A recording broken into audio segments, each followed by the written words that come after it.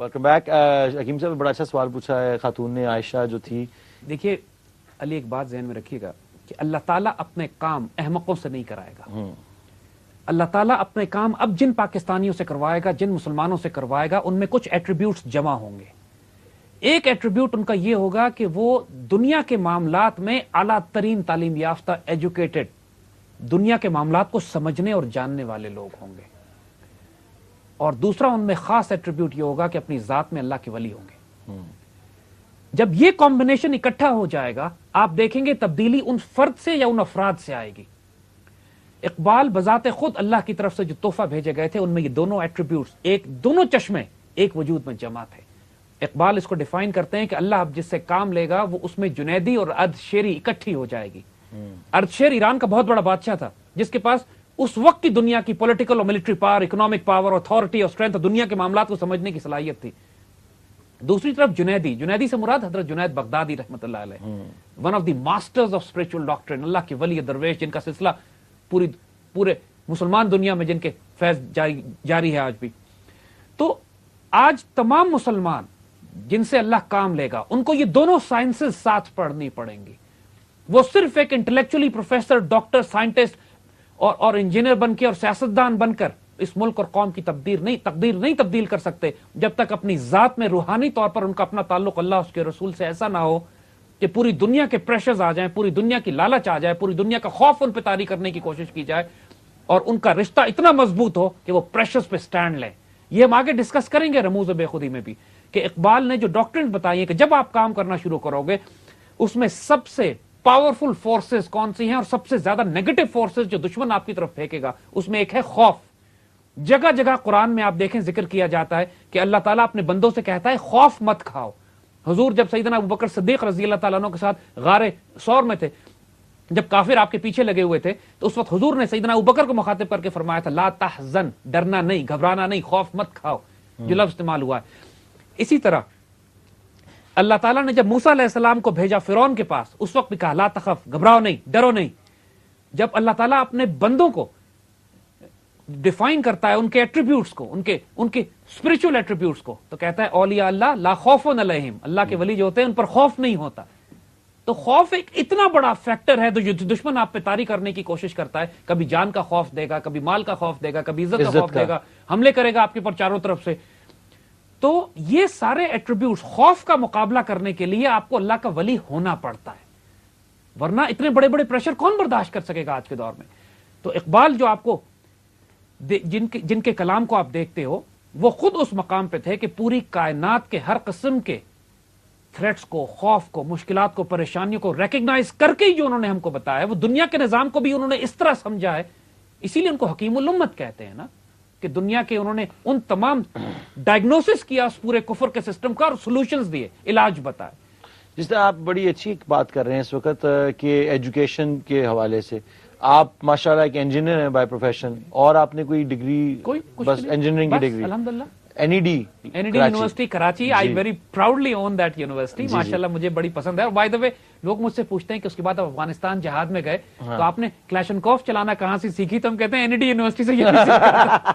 اس زمانے میں student unions کا زمانہ ہنگامہ تھا اور یہ چیزیں بڑی عام تھی. جی, but I love my university, I really look forward to go to it some day انشاءاللہ. جو میں آپ سے ایکچولی سوال کر رہا ہوں وہ یہ ہے کہ obviously جو آپ کی فہم و فراست جس کو کہیں گے وہ ایک ایجوکیشن بیسڈ ہے. آپ ویسے بھی ایک پڑھی لکھے خاندان سے آپ کا تعلق ہے, تو وہ ایک اسپرچل گائیڈنس وہاں سے بھی تھی, پھر تعلیم تھی, پھر اس کے بعد آپ جہاد میں گئے, اس کے بعد آپ نے خود اپنی آنکھوں سے سارا بیٹل فیلڈ, اسٹریٹجی, انالیسز, ہر چیز دیکھی.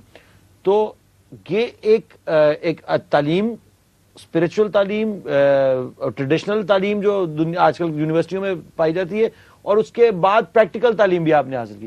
تو جس جگہ پہ آپ آج بیٹھے ہیں کہ 4 لوگ یا 10 لوگ یا 1000 لوگ یا کروڑ لوگ آپ کو سن رہے ہیں, اور آپ کی جو آپ باتیں کر رہے ہیں اقبال کے توسط سے فائنلی لوگ اس کو سمجھ رہے ہیں, تو کیا باقی مسلمانوں کے لیے یہ ضروری ہوگا کہ وہ اپنے آپ کو تعلیم یافتہ کریں, اپنی اسپرچل ٹریننگ کریں, اور بیسکلی یہ جو تعلیمات دی جا رہی ہیں یونیورسٹیوں میں ان کو بھی ضرور پڑھیں, لیکن یہ جو اسلامک سائڈ اور اسپرچل سائڈ آف تھنگز ہیں اس کو حاصل کرنے کے لیے تو ہمارے تو یہاں پہ وہ ماحول ہی نہیں رہا.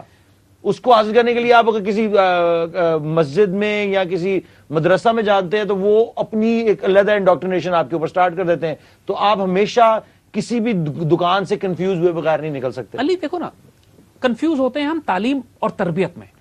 آپ نے جن چیزوں کی بات کی ہے, ایک ہماری فارمل تعلیم ہے, دوسرا تربیت کا پہلو ہے. تربیت ماں باپ کرتے ہیں, گھروں سے ہوتی ہے, استاد اور مرشد کرتے ہیں, اور زمانہ ایکسپیرینسز آپ کی تربیت کرتا ہے جو آپ کا کردار بن کے نکلتا ہے. ہمارے تعلیمی نظام میں تو ہم کو صرف یہ سکھایا جاتا ہے کہ اچھی جابز کیسے لی جا سکتی ہیں, اچھا مکینک کیسے بنا جا سکتا ہے. انجینئر اور ڈاکٹر بھی with due respect glorified mechanics ہی ہیں. بالکل صحیح کہہ رہے ہیں. اور یہ ہمارا ایجوکیشن سسٹم ہے, اس میں تربیت تو نہیں ہوتی, اس میں موریلٹی, اخلاقیات اور روحانیت کا تو کوئی دخل ہی نہیں ہے. ہمارے نوجوانوں کا جو المیہ ہے, ہماری نسل کا جو المیہ ہے وہ یہی ہے کہ ہمارا فوکس سارا تعلیم کا مقصد اکنامکس ہوتا ہے, صرف نوکری, ملازمت, اچھا کیریئر. Not enlightenment. انلائٹنمنٹ نہیں ہے, اپنے آپ کو پرنور کرنا نہیں ہے, اپنے وجود کو. That is the basic difference. That is the issue. اگر گھر میں, ظاہر ہے یہ ایفرٹ ہمیں خود کرنی پڑے گی. ہم کو ایسے بزرگوں کی کتابیں پڑھنی پڑیں گی. اقبال کا کلام is one of the examples, لیکن ان بزرگوں کی کتابیں پڑھیں جو پہلے انلائٹنڈ بزرگ گزر کے گئے ہیں, ان کی زندگی کے واقعات کو پڑھیے. آپ کے لیے کیا یہ مشکل نہیں تھا جب آپ اوبیسلی اس ایجوکیشن حاصل کرنے کے بعد خاندان کی طرف سے کس قسم کا پریشر تھا کہ یہ تم بیٹا کدھر جہاد پہ جا رہے ہو اور نوکری کرو, کماؤ, بیوی بچوں کو پالو, یہ کس طرح ہوگا سب کچھ؟ نہیں علی, یہ تو اللہ کا بہت بڑا احسان ہمارے اوپر ہے کہ ماشاءاللہ اس نے ہمیں ایسے ماں باپ دیے, ایسے گھر میں پیدا کیا کہ جن کی روحانی فیض بھی ہمیں تھا, جن کی تربیت بھی ہمیں تھی. بچپن سے انہوں نے فاؤنڈیشنز مضبوط کر دی. یعنی ہمیں یاد ہے بچپن سے آنکھ کھلی تو پہلا سبق ہی والدہ سے یہی ملا تھا کہ کبھی جھوٹ نہ بولنا چاہے سر کٹ جائے, کبھی حرام رزق کو ہاتھ نہ ڈالنا چاہے بھوکے رہنا پڑے. یہ تربیت تھی فاؤنڈیشن کی. اگر آج آپ دیکھیں ہمارے کہ یہی وہ چیزیں, جب میں اقبال کو پڑھتا ہوں تو آئی ریئلائز کہ یہی سب کچھ تو اقبال نے ہمیں بتایا کہ طائر لاہوتی, اس رزق سے موت اچھی جس رزق سے آتی ہو پرواز میں کوتاہی. اور وہ خوف والی بات کہ زمانے کے خوف ہوتے ہیں تو انسان کمپرومائز کرتا ہے. انسان حرام کیوں کھاتا ہے, یا لالچ کی وجہ سے یا خوف کی وجہ سے؟ خوف کی وجہ سے. صحیح کہہ رہے ہیں.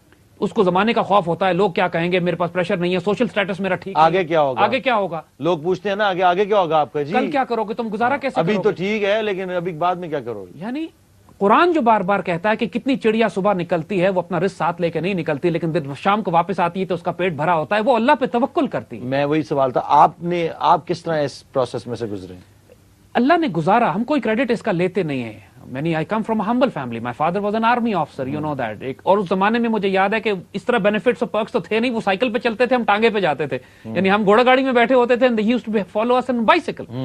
تو اس طرح ہمارا اپ برنگنگ ہوئی ہے. اس طرح کوئی فیسلٹی دنیا کی, آج بچوں کو میں بتاتا ہوں کہ اس وقت نہ ہمارے پاس لیپ ٹاپ تھے, نہ سیل فونز تھے, نہ گاڑیاں, نہ انٹرنیٹ تھا, نہ گاڑیاں تھی, نہ فون تھے گھر میں, نہ سیل فون تھے. تو بچے پیار سے کہتے ہیں we don't want to live in your time.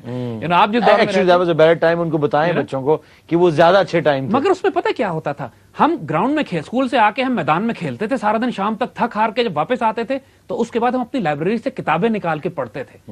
کیونکہ پی ٹی وی بڑا بور پروگرام دیتا تھا, ہم دیکھتے کوئی نہیں تھے. ایک آدھا ڈرامہ اس میں بچوں کے کارٹون شروع میں لگتے تھے $6 million میں. تو اس کے بعد ہم نے بکس پڑھنا, that is why we had slightly better reading habits. That's all. Even though میری ایج تک بھی میں نسیم حجازی کی جو سارے ناول وہ 8ویں 9ویں کلاس میں پڑھ چکے پڑھ جاتے تھے کیونکہ اس کے علاوہ اور کچھ کرنے کو تھا. ایک بریک لیتے ہیں, اس کے بعد ہم آئیں گے اور اس شو کو کنکلوڈ کریں گے.